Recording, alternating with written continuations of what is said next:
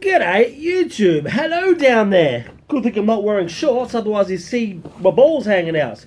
Anyways, as I've mentioned in a past video, when my DeLisle FX LOOP router box arrives, I'm going to make a quick demo review video.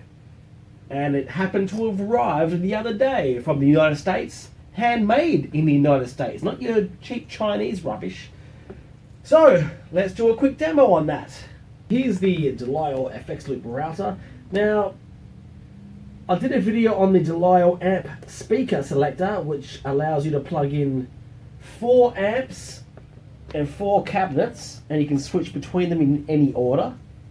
And you can get all-in-one units from DeLisle, where you can also send the FxLoop to any amp. And you can have like 8 amps, 8 cabinets if you want, and 8 FX loops. But I should have bought an all-in-one, but I didn't. But I've now remedied that and bought a separate FX loop router, and I can send my FX loop pedal signals to any of the 8 amps that I want on the fly, and it's all good. I only really wanted to be able to control my 4 main amps, you know, Marshall JVM 14H with that Marshall Greenback cabinet, the 6505 with the Marshall cabinet, the 5150 Iconic with the Engel cabinet, and the dual rectifier with the Mezza cabinet, really. The other amps I've got connected to my headlight. Can't switch cabs with that one, but I don't want to. So I can still pick between any of my amps on the fly. If I just unplug this cord and then plug it into there, then I can switch between 8 amps if I want to. And now I can also send the FX loop to any of those 8 amps. 4 from here and 4 from here. I already explained the signal chain for the amp speaker selector in a past video. I'll link it in the description below just in case you haven't seen that video yet. But the FX loop router is just... my setup is probably different to most people's setup, but I've got the Joyo PXL Live looper switcher. So you got your loop 2 in and loop 2 out into the FX loop router in the back.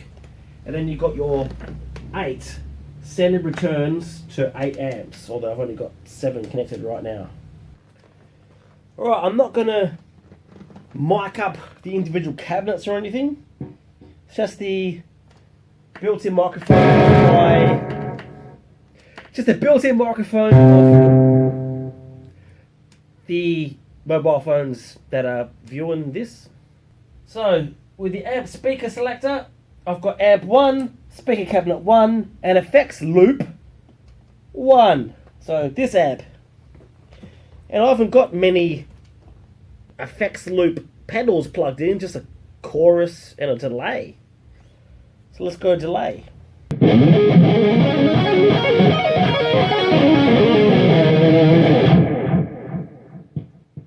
There you go. FX loop is sent into this amp.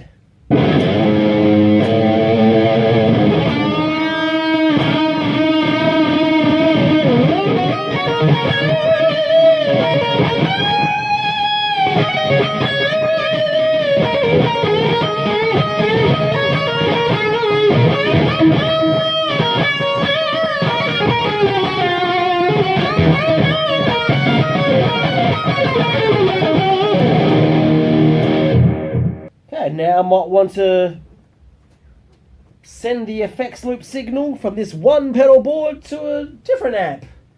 So, okay, so we're going to go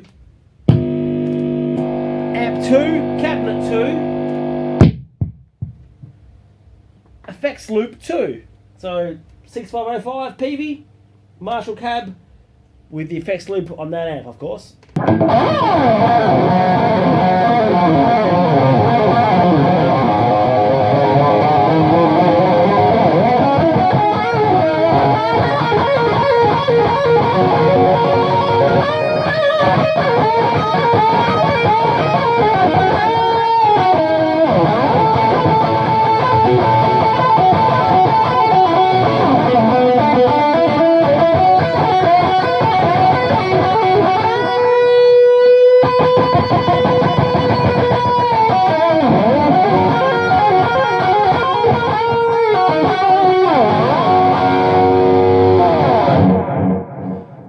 like that. Oh, I'm out of practice. Whew, my hand bloody hurts. Amp 3. 5150 iconic. Angle cab. FxLoop 3, which is the 5150 iconic. What do you know? The one pedal board FxLoop signal is going into the third amp.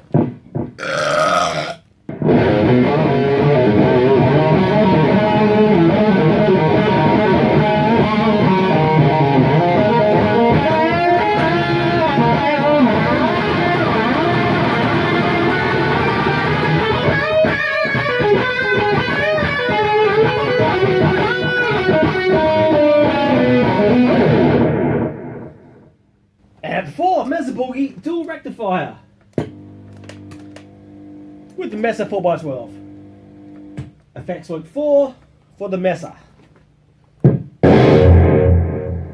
it's gone over there.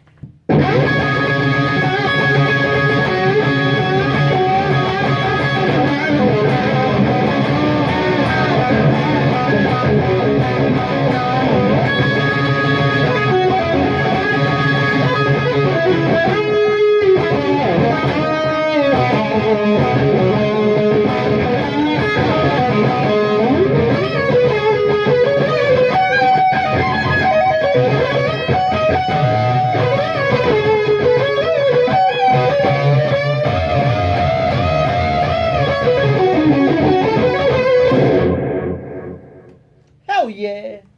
I might want to go dual rectifier and change the speaker cabinet to the Marshall. So, speaker 2.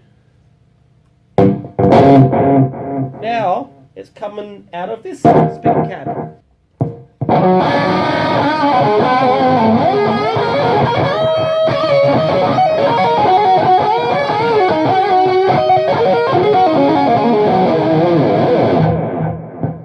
Isn't it glorious to be able to switch amps on the fly, switch speaker cabinets on the fly in any order of amps, any order of speaker cabinets, and now any order of effects loops with one pedal board into any amp on the fly as you wish. Before I had 1, 2, at least 4 pedal boards, and a couple of those amps shared those pedal boards, so I have to flick, unplug and plug in cables all over the place. Now I can use one pedal board across, 8 amps really. 4 amps with the DeLisle Amp-Speaker selector. But then I also got the headlight, the radial headlight, and I can switch into another 4 amps. So there you go. Demo of the DeLisle FX Loop router. It does what the box says. Now this company is very unknown and there's not many videos on YouTube demoing their products. And I spoke to a very popular YouTuber recently about this, and he says he's reached out to the company a couple of times and it's a no-go. They don't seem to be sending products to popular YouTube channels to review. Makes no business sense to me. They're basically unknown. No one really knows about these products on a mass scale. So everyone has heard of the KHE and the Amp-Heat amp and cabinet selectors, but this brand is very unknown. But they're made in USA, hand-wired in USA, and they're high-quality products. Come on, guys. You've got to send a few freebies to some popular, not channels like me, popular YouTube guitar channels for them to review your products and spread the word. Because no one's heard of you guys. So a douchebag like me with a small channel comes along and forks out his hard-earned cash and buys a product like this, and I'll make this video and hardly anyone will view it. As a company, that's kind of a waste of time. Come on, guys. You've got to promote your friggin' brand and products. Send a few freebies to some popular channels, man, because these devices are on par with the competition, and they're cheaper, and they're high quality, made in USA, hand-wired in USA. Get on the ball, guys. I mean, it makes no sense. So here's my shitty video demo of an awesome product that hardly anyone's going to view. Therefore, not going to increase your sales. Yeah, great strategy. I definitely recommend this brand and their products. That's for sure. But I'm a nobody. And I guess it's going to continue over the years as it has in the past up to now, where hardly anyone's heard of this brand and product. So makes a lot of business sense. Alright, well that's my video for today. DeLisle, get your act together. You need a lot more promotion. Your products are friggin' awesome. I recommend it, but my voice is minuscule. Kudos!